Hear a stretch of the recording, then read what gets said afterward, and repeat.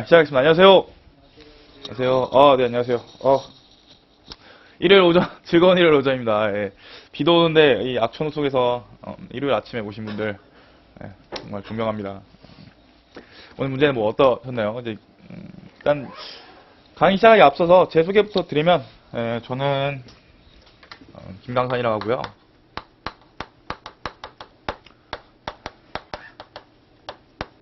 번호가 바뀌었어요, 이걸로. 거고, 이메일은 그 문제 앞에 제가 적어놨으니까, 뭐, 궁금하신 사항 있으면 언제든지 연락주세요. 나름 피드백이 빠르다고 생각을 하고 있습니다. 그, 현재 정해감정평가법인에서 대규모 보상 전담으로 하고 있습니다. 일단은, 시간이 별로 없어요. 이게 200점을 2시간 내려면 빨리빨리 치고 넘어가야 되는데, 일단 그 전에, 제가 생각하는 감정평가 이론의 방법, 공부방법, 지금 여러분들이 동차생이 아니라 유예생이라고 생각을 하고 말씀드리면요. 지금 이제 슬슬 이론 공부해야 돼요. 이론 공부해야 되는데 이제 어떻게 해야 될 것인가에 대해서는 이제 다들 생각이 다르고 공부 연차에 따라 다르지만 크게 두 개죠. 의의암기, 여기는 키워드가 포함되고요. 문제 푸는 거죠. 근데 이거는 이제 사실상 여러분들이 이 부분이 좀 부족하다 싶으시면 개별적으로 공부하시거나 기본 강의 다시 들으셔야 되고요. 이번 특강의 목적은 이 문제 푸는 것만이라도 제대로 가져가자, 6주 동안. 그건데요. 제가 나름 엄선한 1200점 문제를 이제 풀 거고, 그 안에 들어가는 내용 있죠. 자, 제가 나눠드린 유인물 중에 목차만 요약본 돼 있는 거 있죠. 오른쪽 맨 위에 요약본 돼 있는 거 보면 이렇게 문제 1, 2, 3, 4 이런 식으로 목차를 구성을 해서 내가 어떻게 쓰겠다만 계속 하는 거예요. 이제 이번 시간에는요. 안에 들어가는 의의나 내용 같은 거는 이제 시험장 가면 완벽하게 쓸 수 있다는 가정하에 문제 분석만 계속 하는 거거든요. 그죠? 100점 기준으로 보통 문제 분석은 15분에서 20분 정도면 충분한데, 그래서 맨 처음에 저도 한 20분 정도씩 2번에서 40분으로 잡았는데요. 그것보다는 조금 더 이 강의를 좀 더 효율적으로 하기 위해서는 5분 정도 더 추가해서 25분 동안 목차를 잡고 그 안에 키워드를 넣는 거예요. 키워드 넣는 방법은 여기 제가 가로로 된 거 있죠? 크게 돼 있는 거. 뭐 문제 1, A법인은 애가 제가 쭉 써놓은 거 있죠? 요약본 말고. 그렇게 해서 키워드를 넣으시면 되는데, 그 키워드 넣는 건 이제 앞으로 6주 동안 저랑 같이 넣으시면 되고요. 의의나 내용 같은 거는 솔직히 이건 여러분의 공부 절대량에 따라서 들어오는 거기 때문에 제가 어떻게 터치를 할 수 있는 부분이 아닙니다. 6주 동안 짧은 기간 동안 제가 알려드릴 거예요. 문제 분석 어떻게 해야 되는지 효율적으로. 그리고 단언하건대, 이거 진짜 단언하건대 1200점 6주 동안 나오는 이 문제 유형에서요. 최 7할 이상은 요 문제 똑같이 나올 거예요. 구성만. 그죠? 안에 들어간 내용이나 목차 뭐 내용 같은 거는 달라질 수 있겠죠. 그건 제가 신도 아니고 어떻게 예측을 해요. 근데 문제 구성이나 물어보는 패턴은 뻔해요. 이 1200점에서 무조건 나올 거고요. 7할 이상은 나올 거예요. 무조건 좀 그렇지만 7할 이상 나올 거기 때문에 한번 집중해서 한번 들으시면 될 것 같습니다. 그리고 강의의 구성을 조금만 더 말씀드리자면 일단 여러분이 제 수업을 한 번도 안 들었다는 가정하에 할 거예요. 그러니까 아예 처음부터 할 거고, 제 수업을 들으신 분들은 다시 하는구나, 저 사람 또 전말하네 해서 좀 지겨울 수 있겠지만 조금 참고 들으시면 될 것 같습니다. 제가 좋아하는 논리 구조가 어떻게 되냐면요. 일단 우리는 부동산을 보죠. 대상 확정을 할 거예요. 그 다음에 시장 분석이나 혹은 지역 분석을 통해 분석을 할 거고요. 그러니까 보고 분석한 다음에 시장 가치를 뽑아낼 건데, 시장가치 뽑아내는 과정 중에 구체적인 방법으로는 감정평가 방법이 있겠죠. 그리고 이것들의 전제가 되는 최유 이용 등의 가치론이 있을 거고요. 그 다음에 뭐 하다못해 지대론이나 여러 가지가 있겠죠. 그리고 이 모든 것을 규율하는 업무 영역에 대한 논점이 있을 거고요. 이게 감정평가 이론의 끝이거든요. 그죠? 죄송합니다. 조금 하나 빼먹었네요. 기타 여러 논점 있죠? 투자론이니 뭐 정책론이 기타 이슈되는 논점들, 이것까지 하면 감정평가 이론이 끝이에요. 모두가 다 아는 사실이에요. 근데 어렵죠. 그래서 순서대로 할 건데 진도별로라는 표현보다는 중점을 둬서 할게.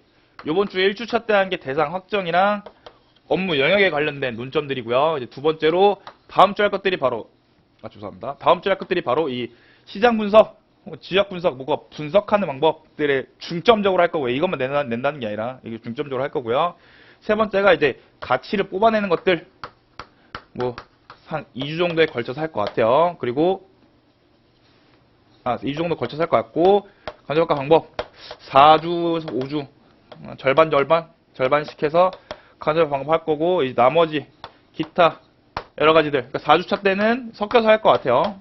그래서 오늘 한 거는 대상학점과 업무 영역에 관련된 내용이고 다음 주에 할 거는 시장 분석하고 지적 분석하고 여러 가지 분석들에 대해서 중점적으로 할 거고요. 세 번째가 시장 가치니 뭐 가치 다운론이니 뭐 가치 형성 요인 이런 거 있죠. 이런 것들을 중점적으로 할 거고 2주에 걸쳐서 그리고 4주에는 아마 4주에는 요것들과 겹쳐서 감정평가 방법과 5주차 때는 강론을 위주로 할 것 같고 6주차 때는 기타 방법 기타 있죠. 혹은 이슈가 되는 것들 지금 제일 이슈되는 것들이 막 몇 개 있어요. 그런 것들 몽땅 뭉뜨려서 이때쯤 할 것 같아요. 그리고 2주 쉬시고 해피 뉴 이어 하시면 될 것 같습니다. 자, 요 정도로 하면 될 것 같고요. 이게 제 감정평가 이론 틀이 가장 뼈대가 되는 것들이에요. 실제 감정평가를 할 때도 갔다 와서 분석하고 방법 써서 시장같이 뽑아내요.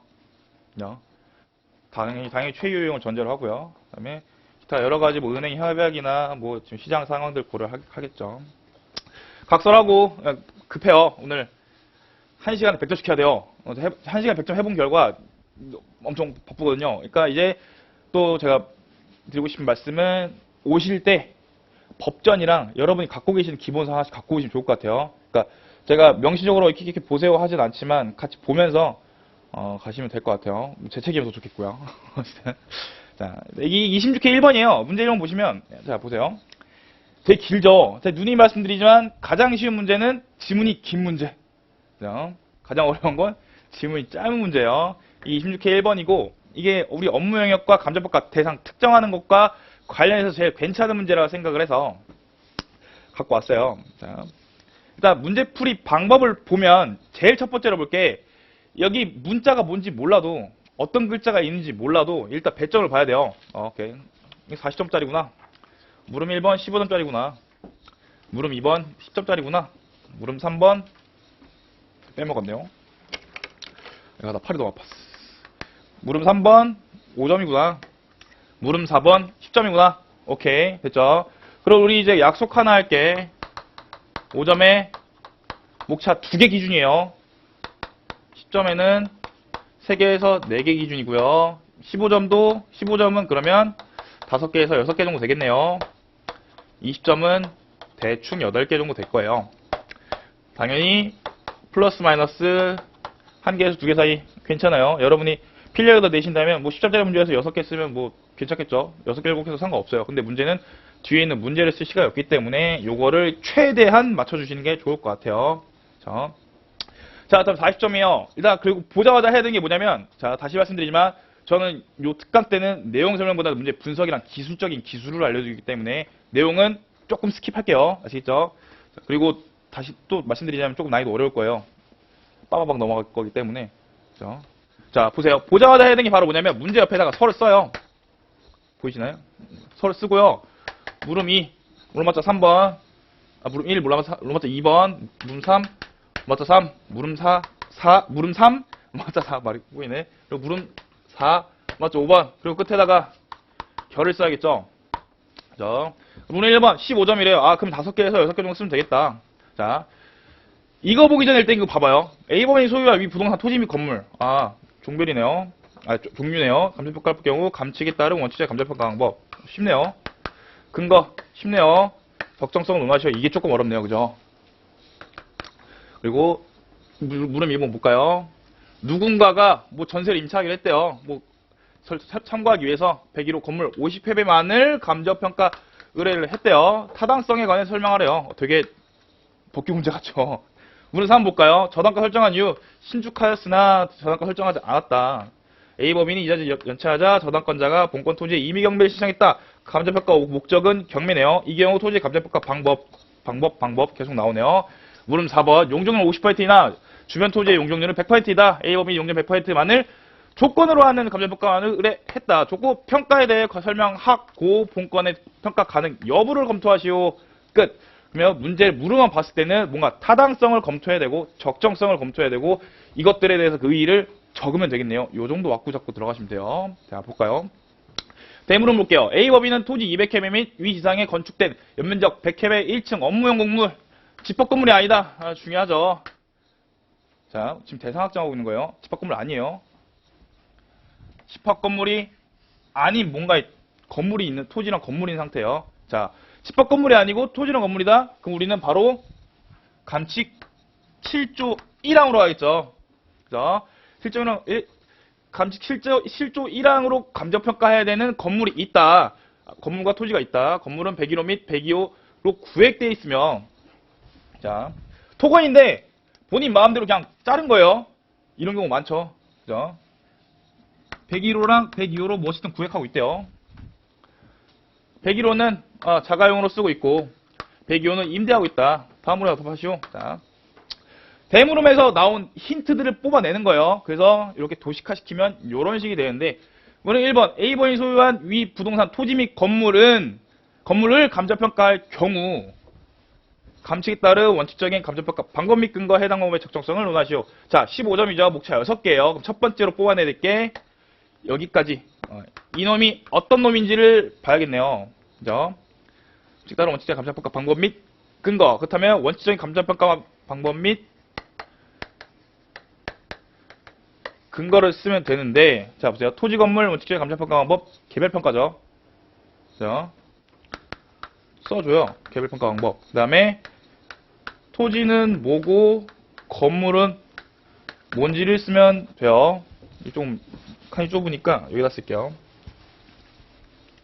자, 원칙적인 방법과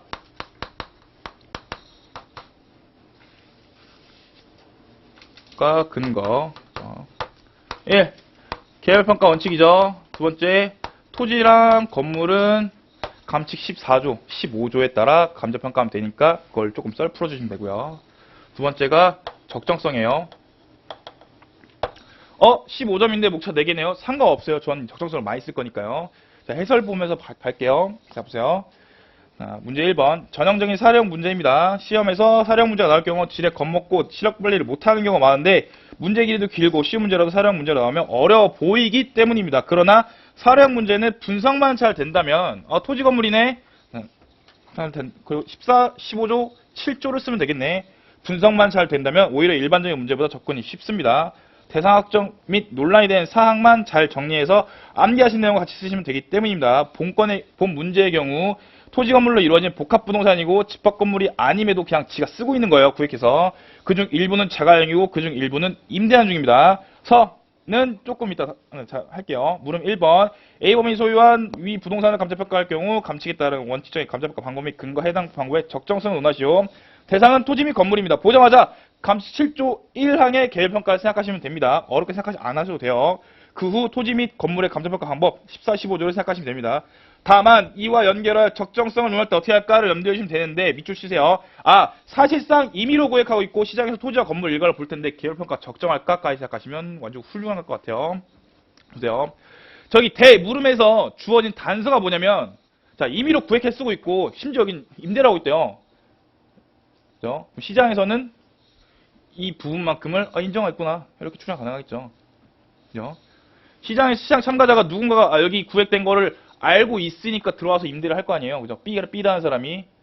실제로는 시장에서는 얘네 둘이 각각 요만큼씩 일괄해서 그러니까 토지 건물 일괄해서 거래가 되거나 임대가 되는데 우리 평가 방법은 하지만 우리의 평가 방법은 개별평가죠. 적정할까요? 요거 물어보는 거예요. 그러면 이거 들어가기 전에 가장 중요한 게 요놈에 대해서 알고 있느냐? 되게 쉽죠? 7조, 14, 15조. 이거 감정평가 공부한 지 한 달도 안 된 사람도 다 아는 것들이에요. 이거 쉽죠? 이거 쓰는 거 쉬운데 이거 뽑아낼 수 있냐? 그게 중요한 거예요. 그러니까 대물음 있죠? 시장에서 저렇게 쓰고 있는데 개별 평가하는 게 당연히 괜찮냐? 논점 알았죠? 그럼 뭐 해야 돼요? 시장과 법과의 괴리. 아, 물음에서 서 있을 게 요게 있겠네요. 자, 적정성. 저는 보면 감시 7조 1항 뭐 14, 15 썼고, 적정성 저라면 여기다 일체 효용 반응 미흡하기 때문에, 물론 계열평가 해야 되지만, 적정하지 못할 수도 있겠다. 요 정도 쓸 것 같아요. 넘길게요. 물음 2번. 임차인 C가 101호를 전세로 임차하기로 했다. C는 학구마에서 건물 50평만을 감정평가 의뢰했다. 본건평가의 타당성에 대해 설명하시오. 물음 이어볼게요. 자, 솔직히 말하면 이거 다 쓸데없어요. 이 사람이 전세를 하든 말든 우리는 상관없어요. 의뢰한 대로 평가하면 돼요. 의뢰한 게 뭐냐? 의뢰인이 요구하는 게 뭐냐 하면 이 중에 일부만을 임차를 한다. 전세 금액 임차하기로 했다. 이래서 50회만을 감정평가 의뢰했는데 이거 가능하냐? 이거 물어보는 거죠. 자, 그러면 이게 실제로 중요하냐 안 중요하냐를 떠나서 문제 분석을 어떻게 해야 되냐면 일단 문제 제기를 해요. 이론에서 문제 제기, 뭐 논점 이론이 조금 그렇고 문제 제기 혹은 문제점 이런 거 잡아주는 게 문제가 별로 없는데 타당성으로 봤잖아요. 그러니까 지금 어떤 상태인지를 써주는 거예요. 개설 비슷한 거죠. 개설로 바꿔도 상관없다 생각해요. 근데 저는 소물음에서는 개설 쓰는 거 별로 안 좋아해서 개인적으로 개설 써도 상관없어요. 문제 제기 상황을 정리해주면 그만이고요. 그 다음에 부분 평가를 써줘야겠죠. 이거 왜 써요? 그러니까 할 일 없어 쓰는 거 아니에요. 문제 제기에서 50회만을 의뢰한 거는 바로 부분 평가다. 그래서 부분 평가는 뭔데 7조 4항에 있는 건데 특수한 경우는 합리적인 목적 이유가 있는 경우에 가능하다. 그래서 타당성을 검토해야 되는데 자 옳던 그러던 상관없어요. 이론은 답 맞히는 시험이 아니에요. 논리 맞히는 시험이에요. 그죠? 간호학과에서 5,000명 이 전부 다 하고 안 하고 딱 갈라지지가 않아요. 이런 상황의 경우에는 저는 X로 갔어요. 왜? 의에서 뽑아냈어요. 이거 특수한 목적이나 합리적 이유가 아니다. 왜? 일단 법에는 이렇게 하려면 다 구분해서 구조상 이용상으로 돼 있어야 돼요. 근데 101호에 일부만 임차하는 거죠. 그죠? 그러면 진짜 막말로 여기를 하는지를 몰라요. 그죠? 혹은 이 지분이 아니라 진짜 이걸로 보면요. 그죠? 어쨌든 그래요. 위치 특정도 안 되고 그리고 얼마큼 하는지도 모르고 얘네가 어떤 관계인지도 몰라요. 그죠? 저는 위치 특정이 안 됐고 합리적 이유가 아니라서 안 된다로 간 거예요. 여러분 중에는 된다로 가셔도 상관없는데 타당한 이유가 있어야겠죠. 그죠? 어쨌든 이런 식으로 문제 제기 한번 쳐주고 그다음에 여기서 당신이 말하는 거는 감정평가사의 시각으로 봤을 때는 부분평가다. 전세권 설정이니 뭐 필요 없고 어쨌든 일부만 평가하는 건데 일부만 평가하는 건 우리의 용어로 봤을 때는 부분평가라고 하고 이건 법적으로는 7조 4항에 있다. 타당성은 내가 봤을 때는 없다. 왜?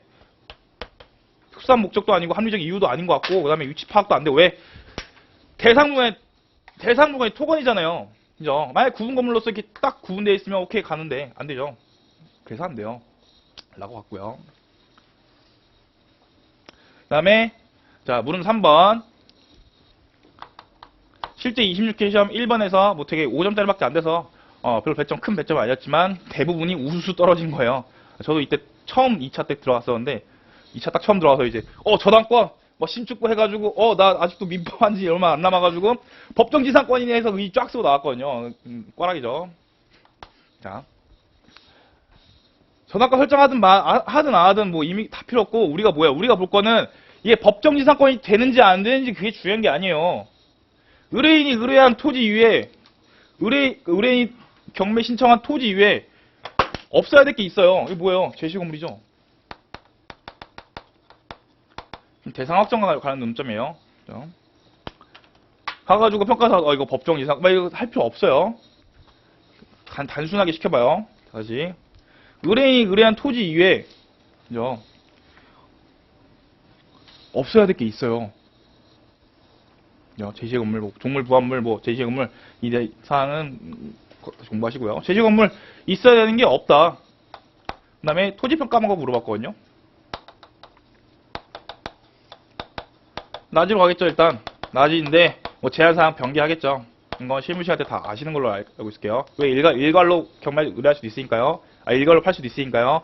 경매평가의 목적은 뭐냐면 채권에서 목적이에요. 그죠? 돈 받아야 될 사람이 못 받았으니까 돈을 빌려준 사람 걸 팔아서 환가를 해서 받아야 되는데, 돈을 채무자는 이 경매가 신청이 되면 내가 호가할 기회가 없잖아요. 그죠? 100원짜리를 팔 때는 보통 110원 정도에 부르잖아요. 105원이나. 그죠? 감정평가사가 대신 호가해 주는 거예요. 그죠? 그래서 갔는데 호가하려고 보니까 여러분이 소유자라면 내 땅 위에 건물이 있으니까 얼마 감가해서 팔게 이렇게 안 하죠. 내게 있는데 이게 있어. 얼마에 주고 살래? 이렇게 호가하는 거죠. 이런 느낌 가시면 될 것 같아요. 그죠? 목차 2개 했고요. 물음 4번. 자, 당시에 모두가 찍었던 그 문제. 조건부평가요. 10점짜리. 자, 조건부평가에 당연히 논점이 되는 사항에 써야겠죠. 다만 중요한 점은 현황평가. 원칙 당연히 써주셔야 되고요. 조문가 있으면 좋겠죠. 자, 이거 볼게요. 50%, 100%, 그리고 제가 여기 해설지에는 안 써놨지만, 죄송합니다. 제가 까먹고 안 써놨어요. 여기서 중요한 게 뭐냐면, 바로 행정조건이죠.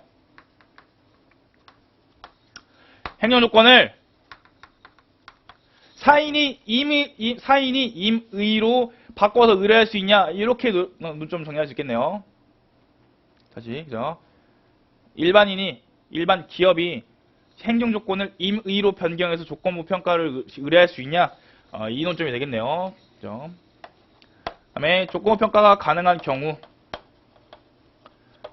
언제 돼요? 바로 6조 2항을 딱 정리해 쓰시면 될 것 같고요. 그 다음에 평가 가능 여부.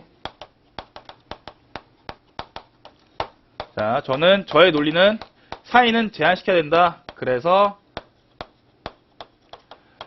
안 된다. 사인이 조건부 평가를 엄격히 제한하는 이유에 대해서는 여러분들 기본서나 서브 어디에 다 있으니까요. 보시면 될 것 같아요. 자, 해설지 다시 볼게요. 자, 물음 3번.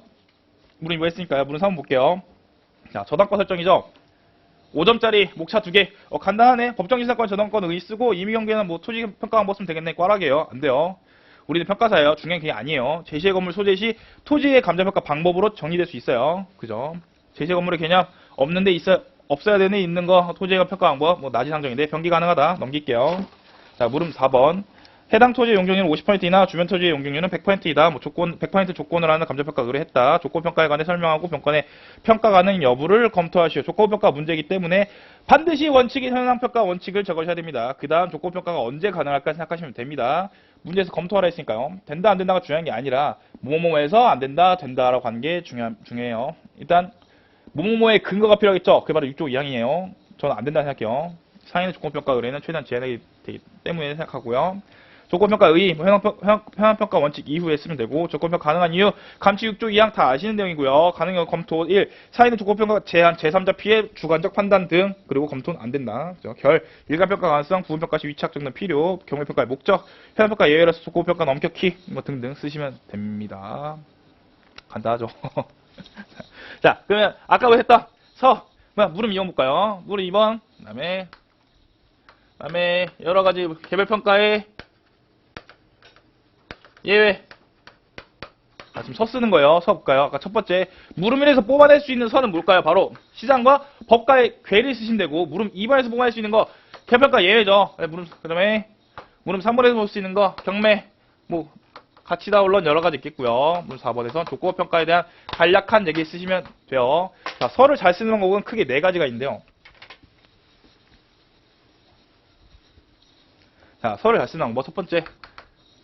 잘 쓴다기보다 서는 잘 쓴다가 없어요. 서는 그냥 쓰는 거예요. 서를 쓰는 방법. 첫 번째, 가장 쉬운 거 상위 개념.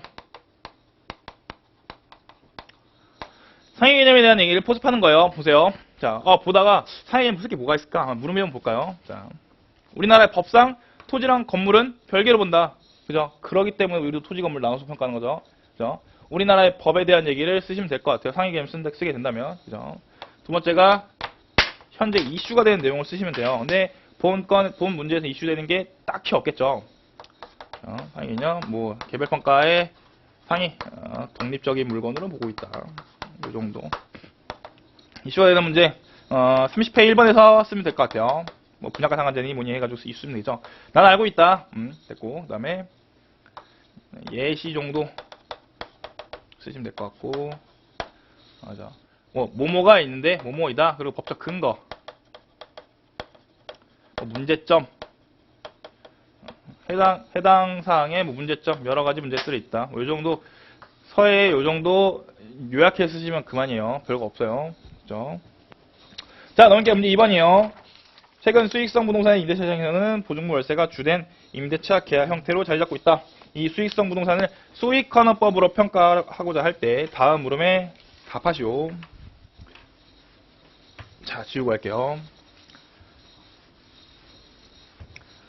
문제 1번은 물음이 있고 분석해야 되는 게 중요한 것 같아가지고 썼고요. 자, 해설 보면서 할게요. 본문의 대상은 수익성 부동산입니다. 대상 확정 잘해야 돼요. 수익성 부동산. 수익성 부동산 순간 수익성이죠. 수익환원법까지 사고를 확장하시면 되고 물음 1은 수익성 부동산 세 분류 중 대상 확정이 난이한 구분요법입니다. 직권법 1조에 2를 생각하시면 되고 과목차를 잡으면 되고요. 대상 확정 난이하기 때문에 1을 제외하면서 쓰면 되고 직권법 1조에 2에 해당하는지 중심 쓰면 되고 두 번째 목적에 따라 평가 진행될 수도 안 될 수도 있어요. 담보의 경우 안 될 수도 있고요. 경매의 경우에는 나는 열심히 했으니까 살 사람은 참고해 사세요라고 여러 가지 단서를 달고 나가기도 해요. 세 번째 평가 방법 적용 시 각 평가 방식별 유의점 하나씩만 쓰면 충분하다고 생각하고요. 보증금 운용률 관련 문제고 요즘에는 현업에서 2에 3% 내역 결정하나 이론적으로 어떻게 되는지 어떤 문제점이 있는지를 물음이고 다 기출된 걸 변형시킨 거예요. 자 볼까요? 자 보자마자 바로 해야 되는 건 옆에다가 설을 잡고요. 일단 그냥 기계처럼 잡아요. 물음 1번 쓰겠죠. 1번이 10점이고요. 오픈 상가. 물음 2번이 보증금 처리 문제죠. 20점짜리고요. 결 쓰면 돼요. 자, 물음 10점이죠. 자, 계속 할 거예요. 4개, 7개에서 9개 정도, 3개에서 4개 정도 쓰면 되는데, 자, 볼까요? 물음 1번. 수익성 부동산 중 구분점포, 오픈상 감정평가 시 유의사항. 밑에 당구장 보시면 유의사항을 물어보는 문제의 물음은 반드시 목차는 뭐뭐시 유의사항, 뭐뭐시 유의사항 이렇게 써야 돼요. 자, 만약에 문제점을 물어봤을 때 A이거나 문제점에 대해 논하시오. 그러면 목차는 뭐뭐의 문제점, 뭐뭐의 문제점, 뭐뭐의 문제점, 뭐뭐의 한계, 뭐뭐의 한계. 그리고 말미에도 여러분 앞에 보시면 이렇게 막 목차 막 쓰잖아요. 쓰신 다음에 유의해야 한다 이렇게 끝내야 돼요. 말미 아시겠죠? 자. 이렇게 안 되면 왕창 써놓고 유의해야 된다 이거 안 쓰면요 틀린 답안이죠. 이걸 아무리 완벽하게 썼더라도 문제에서 물어보는 게 유의점이니까 유의사항을 반드시 말미에 써줘야 돼요. 그래서 여러분이 어떤 스터디를 가든 간에 채점할 때 맨날 끝에 물어보는 거 말하는 거 있죠. 물어도 문제에 답하세요. 이게 안 돼서 그래요. 이 사소한 실수 아닌 실력 이것 때문에 많이 떨어지거든요. 그죠? 장점이면 뭐뭐에 좋다 이렇게까지 쓰셔야 되고요.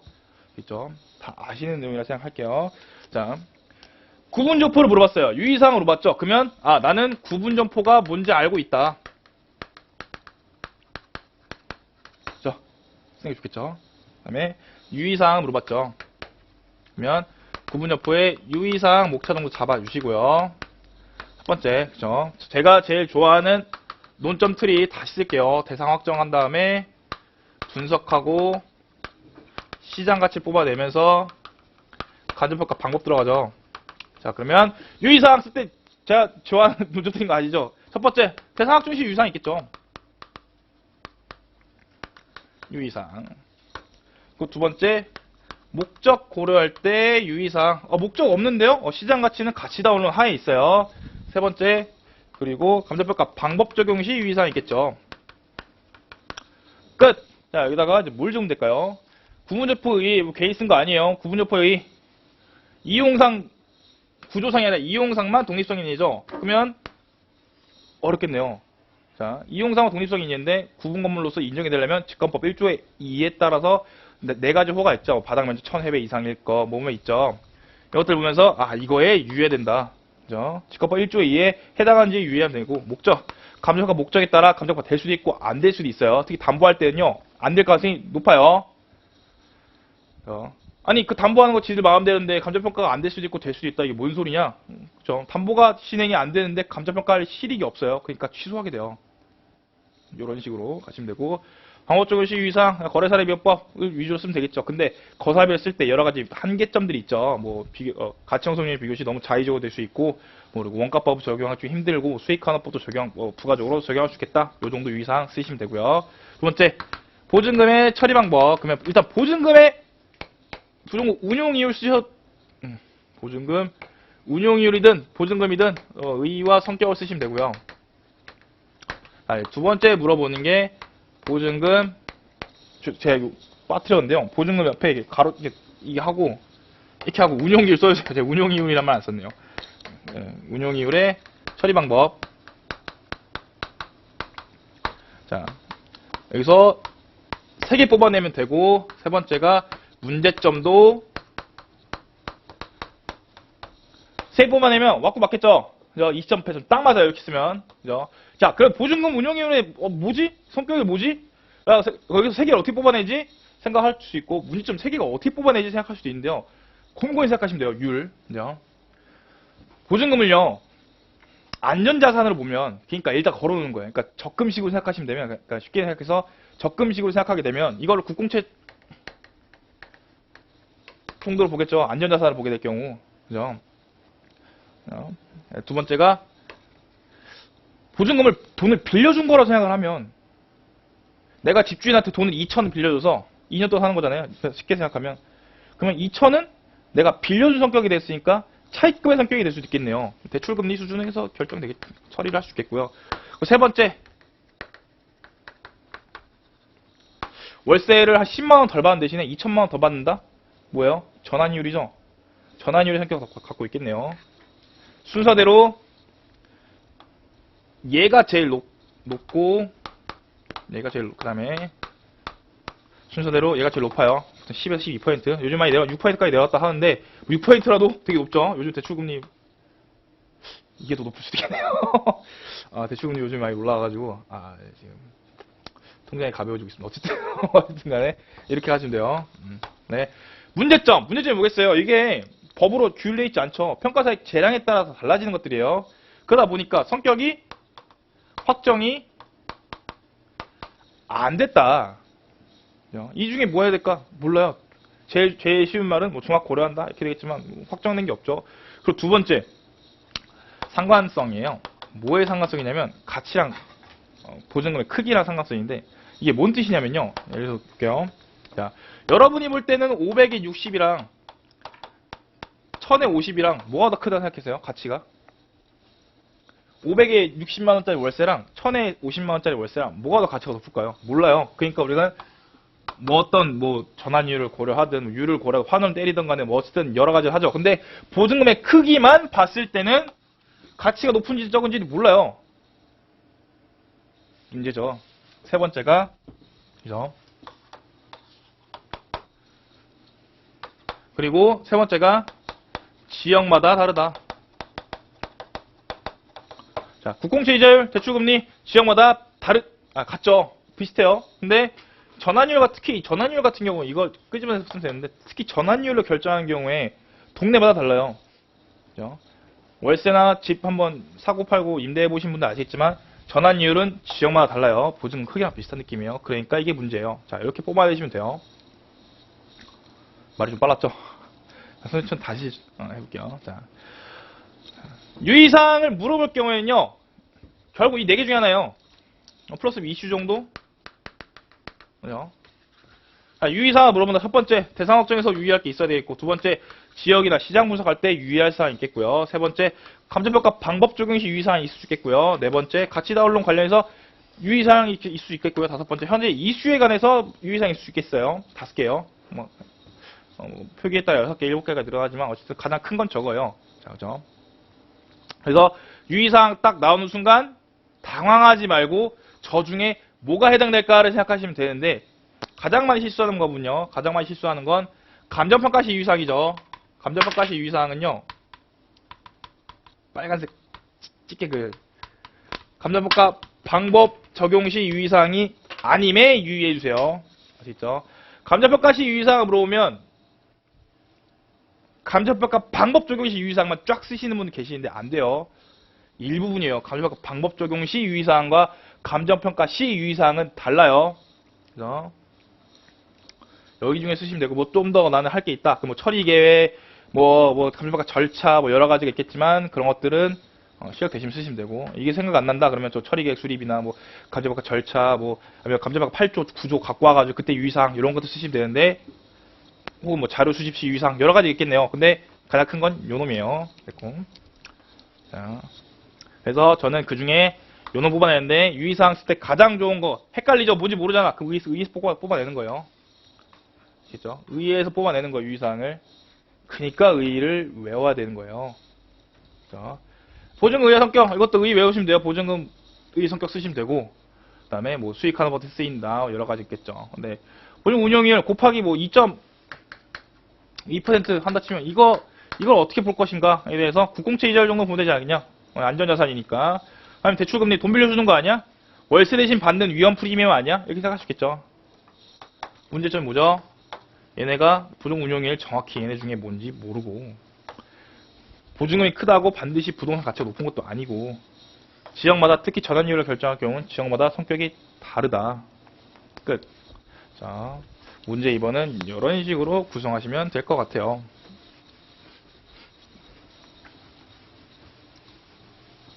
자, 해설적 부분에서 해볼까요? 자, 물음 1번, 구분조포의 의, 직관법 1조의 2 쓰시면 되고, 이용상, 독립성, 유의사항, 대상학춘 유의사항, 1조의 2 나와 있는 거 그대로 쓰시면 되고, 목적 고려시 고려사항, 담보 시 어떻고, 경매 시 어떻다, 예시 정도 쓰시면 좋을 것 같고요.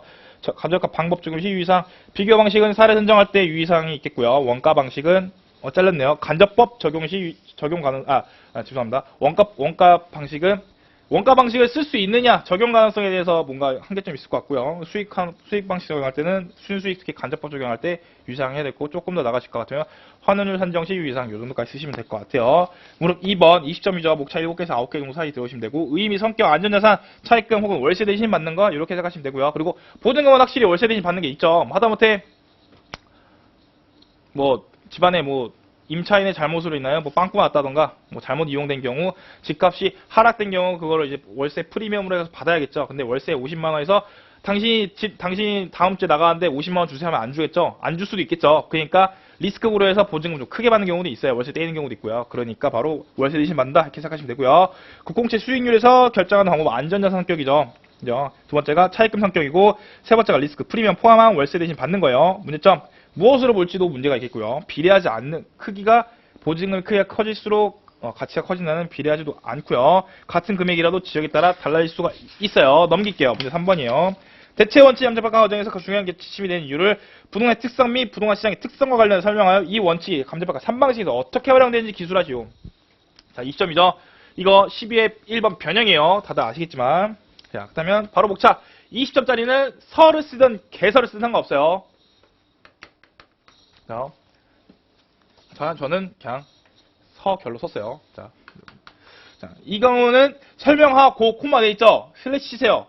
설명하 고 돼 있죠. 그래서 슬래시 딱 쳐요. 그럼 여기가 바로 로마자 2번이 되는 거고요. 그 다음에 나오는 게 바로 로마자 3번이 되겠네요. 3방식 관련한 거. 그다음에 여기다가 결 쓰면 충분하겠고요. 첫 번째, 뭔지 모르겠으나 일단 대체 원칙이라는 게 나왔으니까 대체 원칙에 의 쓰면 되겠죠.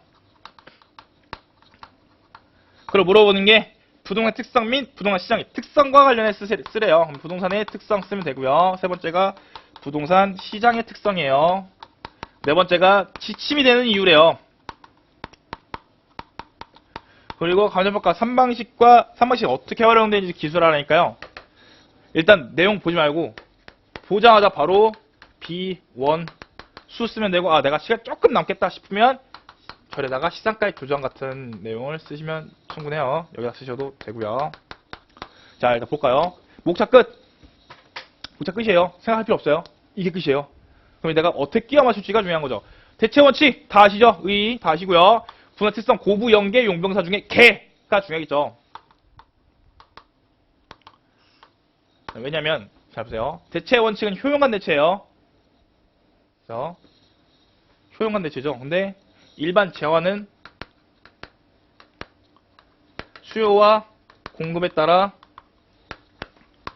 되는데, 부동산은 특성에 따라 개별성이 되게 크고요. 부동산 시장의 특성에 따라 불안정 경기 시장이죠. 뭔가 문제점이 많아요. 그러다 보니까 이게 성립이 안 된다. 그러므로 대체 원칙에 따라 개별성과 불안정성을 완화시켜 주기 때문에 지침이 된다. 끝. 스터디도 했어요. 자, 대체 원칙 때문에 부동산 특성 중에 개별성과 시장 특성, 불안정성이 완화가 되죠. 왜? 효용간 대체는 가능하다 이거예요. 물리적인 거는 안 되지만 얘 덕분에 효용간 대체가 돼요.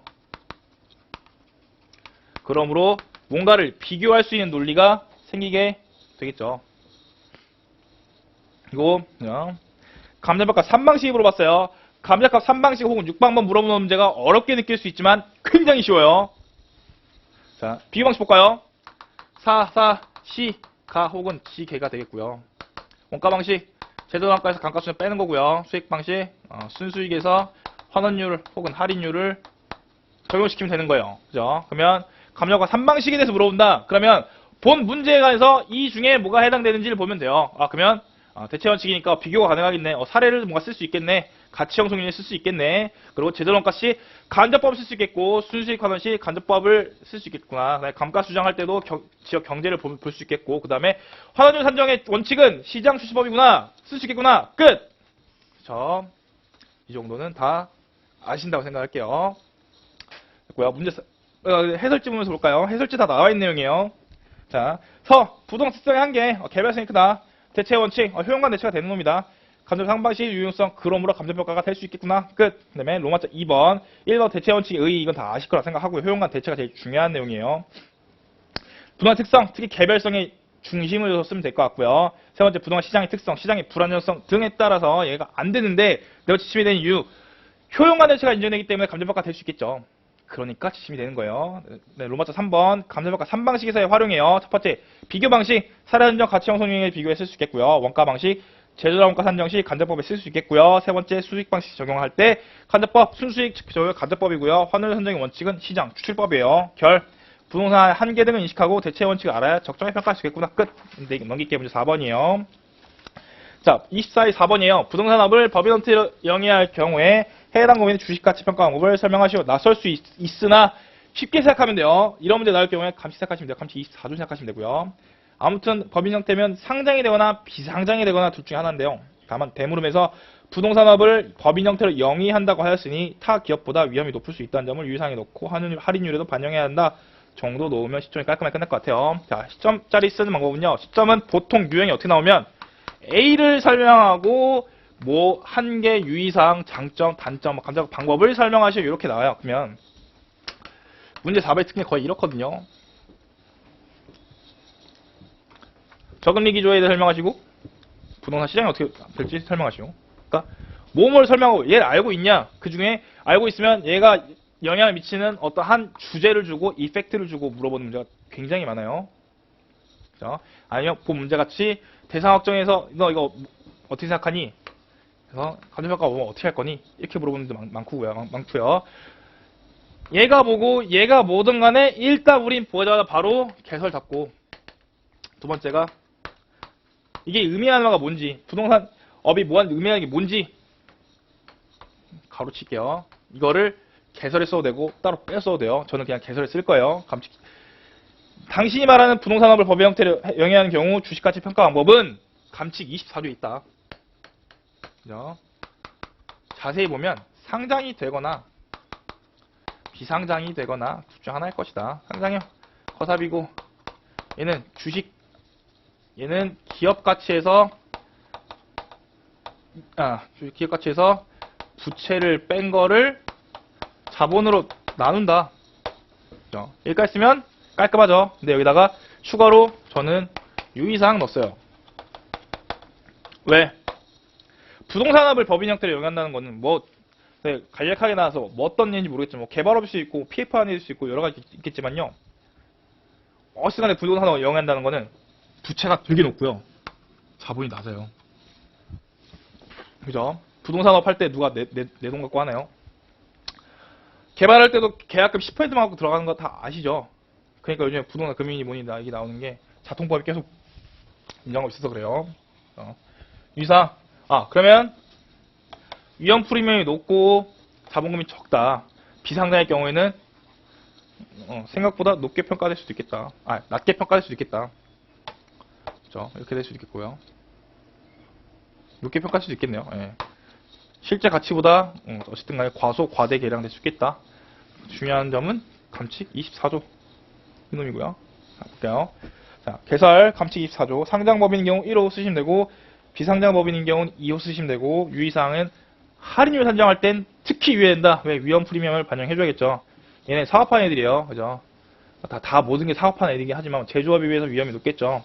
내가 뭔가를 하는 게 아니라 보통의 경우엔 내가 소유하고 뭐 이렇게 투자해서 돈을 버내기 때문에 위험이 높을 수도 있어요.